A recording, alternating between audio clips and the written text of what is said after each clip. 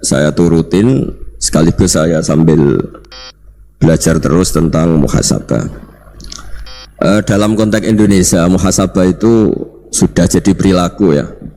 Karena dulu orang tua saya, guru-guru saya kalau ngandani itu, bayangkan kalau kamu jadi dia ya.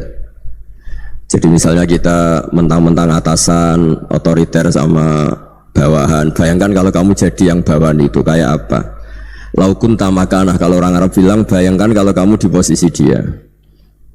Makanya guyonannya orang-orang Indonesia itu kan orang ngaramkan judi gitu, barang dikasih tahu, tapi yang menang anak jenengan, alhamdulillah.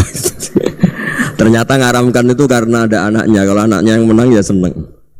Meskipun itu guyonan, tapi saya punya padanan itu dalam kitab hikam. Nabi Ibrahim itu Khalilur Rahman, tentu bencinya minta ampun sama yang namanya maksiat.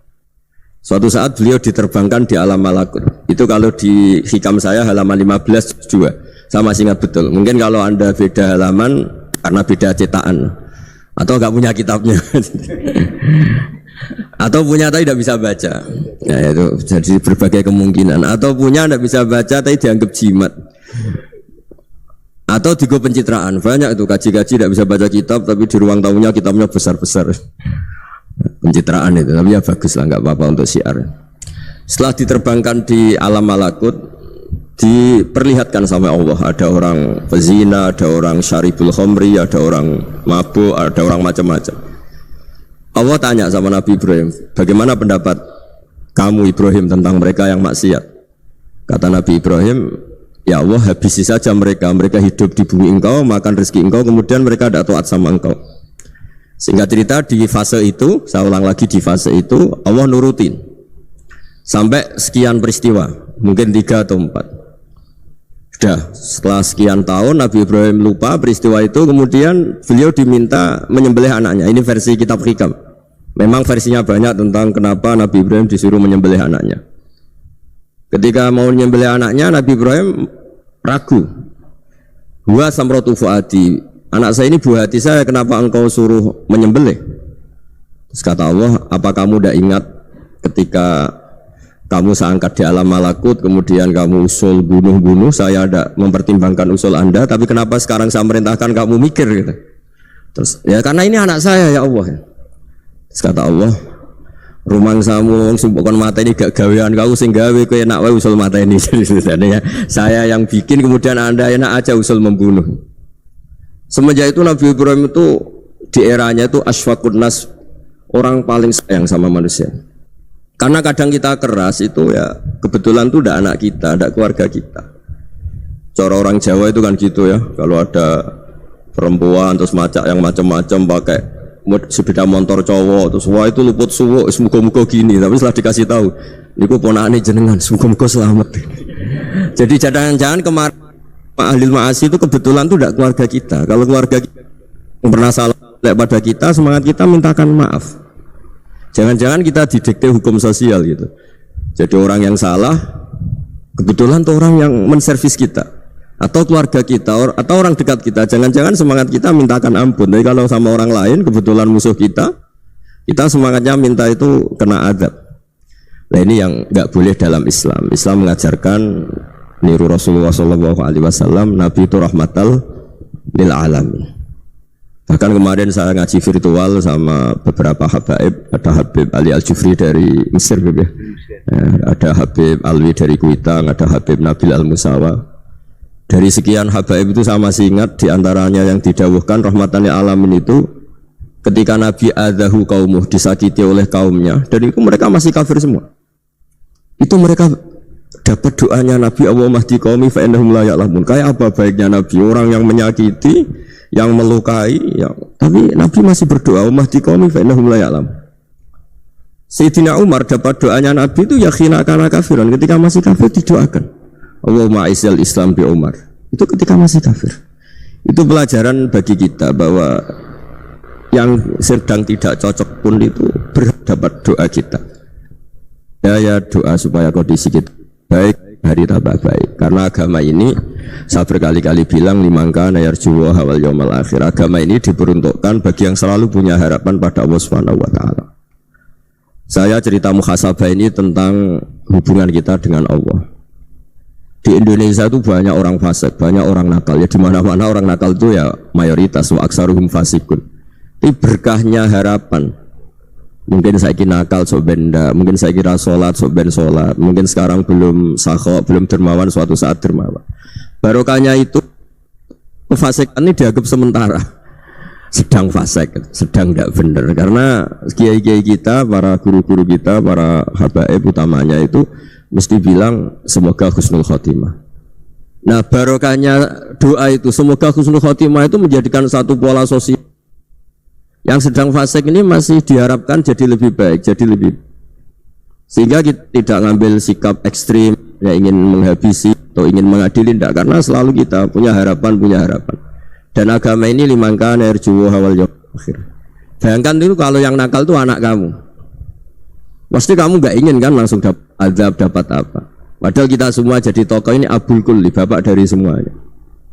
Sehingga ketika Rasulullah SAW jalan-jalan kemudian melihat perempuan sedang menyalakan api. Kalau apinya mati ditiup, anaknya dijauhkan. Nanti kalau sudah jauh dari api, anaknya digendong lagi.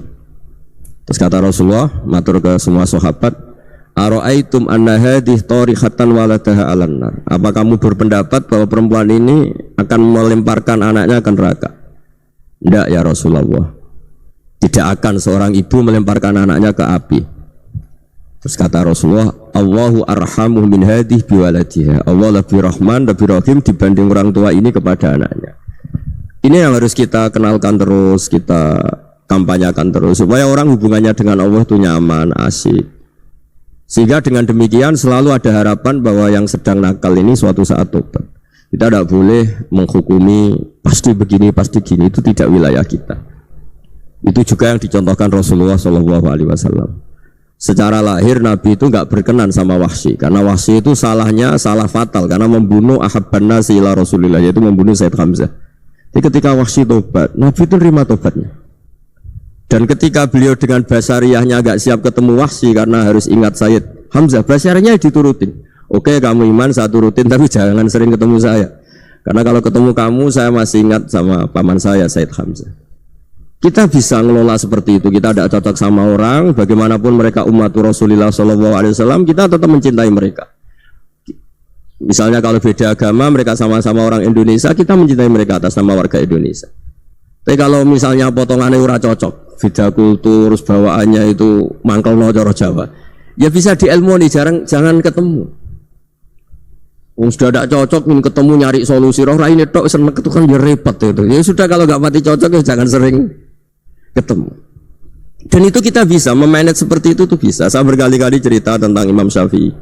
Kalau dikasih tahu ya Imam Abu Abdillah, panggilannya Imam Syafi'i, tetangga anda ini ternyata banyak yang nggak senang anda. Jawabnya beliau senang. Ya bagus kalau nggak senang saya, anda utang saya katanya. Jadi gara-gara sampean seneng aku ngatur aku ini kan. Nah, mungkin sampean rasa seneng kan ya enak. Jadi hidup itu dianggap happy. Kalau seneng ya teman silaturahim, kalau nggak seneng ya nggak bakal utang gitu. Baru kayak seneng itu nggak ganggu. Gitu.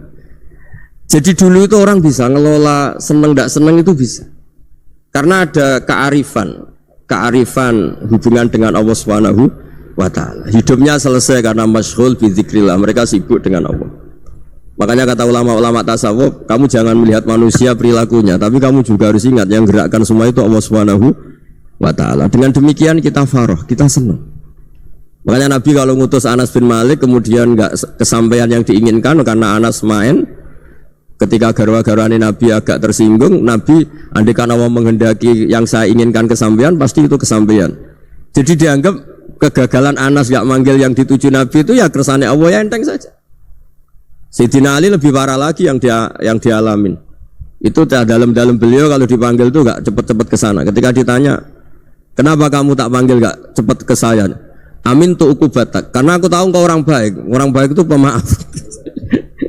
Jadi makanya orang-orang soleh dulu itu bodoni itu. Makanya sekarang kalau ada orang bodoni itu mesti beda orang soleh. Kalau orang-orang soleh itu kakian husnudzon lagi sering dibodonin. Abdullah bin Umar itu masyhur itu.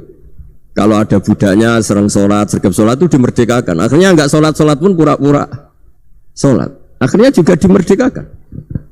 Ketika ditanya, kenapa engkau merdekakan? Padahal mereka sholatnya menipu engkau, kata pembisik-pembisik itu. Man khoda'ana lillah in khoda'na lah. Dia nipu atas nama Allah, berarti saat tertipu juga atas nama Allah. Gak masalah dong, semuanya demi Allah Subhanahu wa ta'ala. Jadi ketika kita mensifati Allah Ta'ala itu ghafir, Allah pemaaf. Jangan kamu gak fair untuk diri kamu nyifati Allah ghafir, pada orang lain Allah kamu sifati syadidul iqab. Jadi Allah kamu atur, kayak MC tadi ngatur saya. Jadi Allah itu apa? Kalau pada saya ghafir, kalau pada musuh saya syadidul iqab. Itu tidak fair.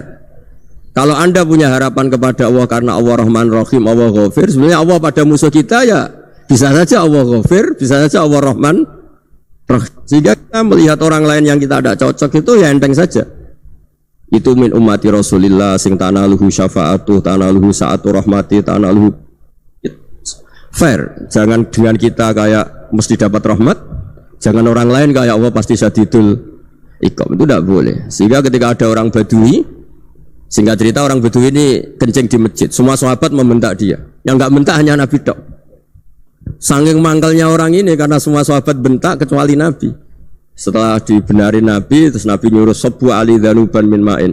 Setelah disucikan masjid itu, dia berdoa keras sekali. Allahumma arhamni wa Muhammadan wa la tarham ma'ana ahadan. Ya Allah, yang berhak dapat rahmatmu hanya saya dan Nabi Muhammad, yang lainnya jangan. Karena yang lainnya tuh jengkelin, gitu aja saya salah dimarah-marahin gitu. Jadi kalau kamu doa terbatas ya kayak orang Bedui ini, kayak orang Arabi. Apa kata Nabi? Laqad tahajjarta wasi'an. Allah yang rahmatnya luas menjadi kamu sempitkan. Karena kamu mau atur Allah hanya Rahman pada Indonesian Power, pada NU, pada kita, yang orang lain nggak perlu dapat. Itu kan kasihan Islam, karena Islam terus nggak dimiliki semua orang. Allah nggak dimiliki semua orang, Rasulullah nggak dimiliki semua orang, karena di NU, di ormas tertentu, di nggak boleh seperti itu. Nggak boleh takhasyar tawasian, kata Nabi, nggak boleh mempersempit zat yang rahmatnya itu luas. Ini semoga etika ini kita pakai di Indonesia. Yang sedang fase kita harapkan lebih baik, yang sedang nggak dapat hidayah kita doakan dapat apa? Hidayah. Masyhur kan, makanya tadi saya mohon sama Habib Ali supaya Habib Ahmad supaya tetap mahalul qiyam, tabaruk sama Habib Ali. Di antara doa-doa di Simtud Duror masyhur itu antuqabilal mudhniba minnah bil ghufran wal musi'a bil ihsan. Jadi harapannya para habaib, para orang-orang baik dulu ya, semoga yang dosa itu dimaafkan, yang sedang salah dibuka, bikin lebih baik. Nabi itu tugasnya juga gitu. Wastaghfir li dzambika walil mu'minina wal mu'minat. Nabi itu tugasnya juga memintakan ampun yang sedang salah.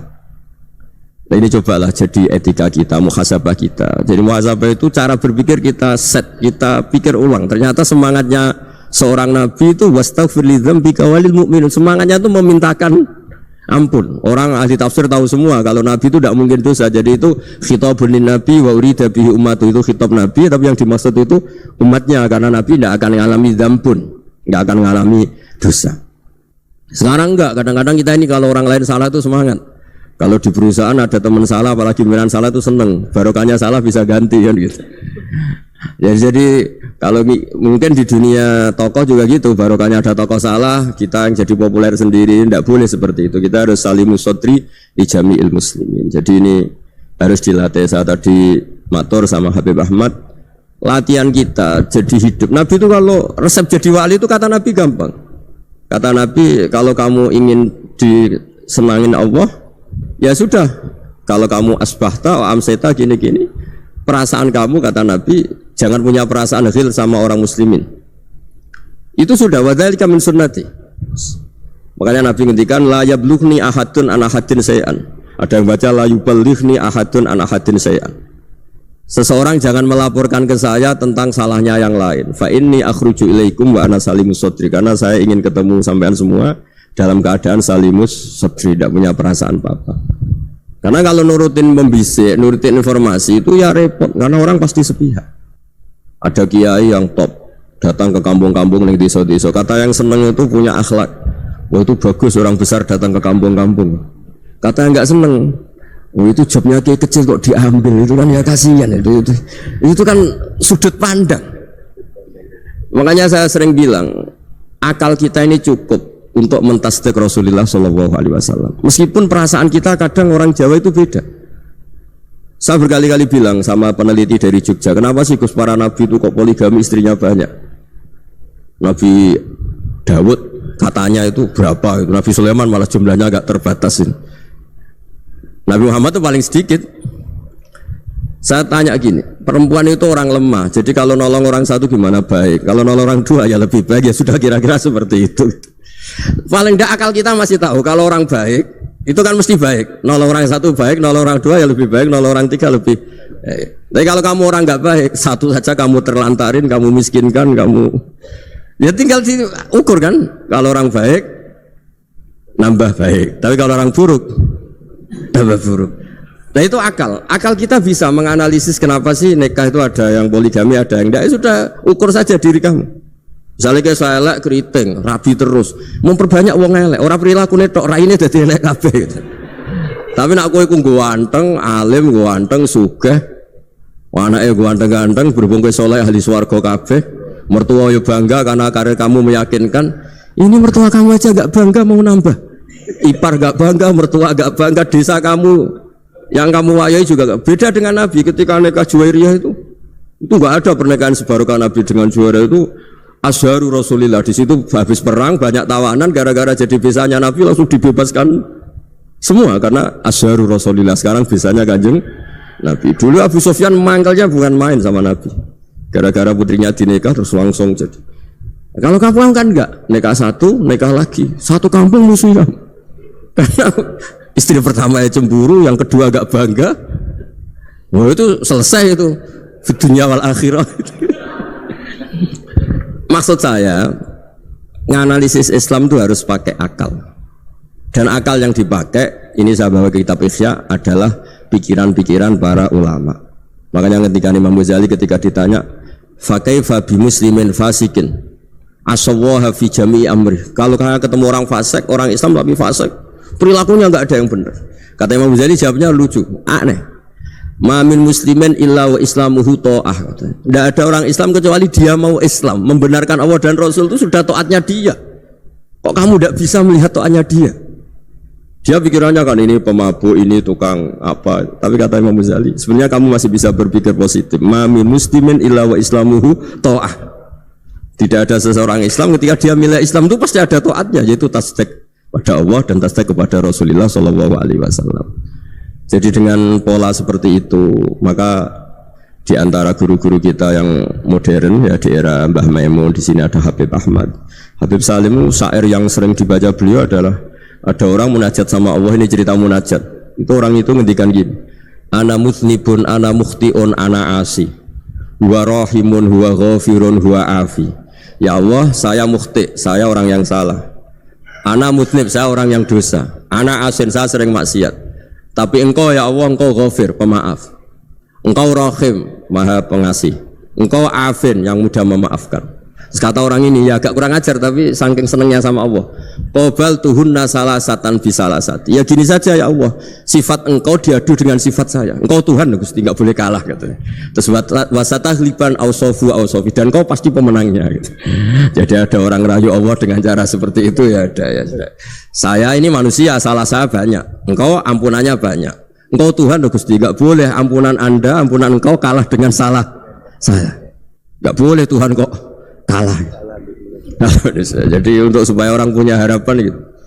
Banyak juga wali-wali yang jadab ketika datang ke makam Rasulullah SAW. Itu kalau dongo ya agak kacau sebenarnya, cara syariat agak kacau. Ya Allah, engkau punya dua pilihan. Jika engkau menjadikan saya soleh, surah habibu, yang senang kekasihmu, yaitu Rasulullah SAW. Tapi jika engkau menjadikan saya fasik, surah adubu, yang senang itu setan. Monggo jenengan mau menyenangkan kekasih jenengan, mau menyenangkan musuh jenengan, monggo jenengan bebas kok memilih. Nah, mestinya Allah ya senang menyenangkan kekasihnya. Jadi ya intinya Allah dipaksa untuk menjadikan dia orang soleh gitu. Jadi ya kemarin itu Pak Gus siapa yang kesini itu, yang sama jenengan kuliah kesini itu sama Habib Ahmad. Saya pertama nggak mau, lama-lama Habib Ahmad ini gimana Gus, orang tahunya saya dekat jenengan, kalau nggak kasih saya waduh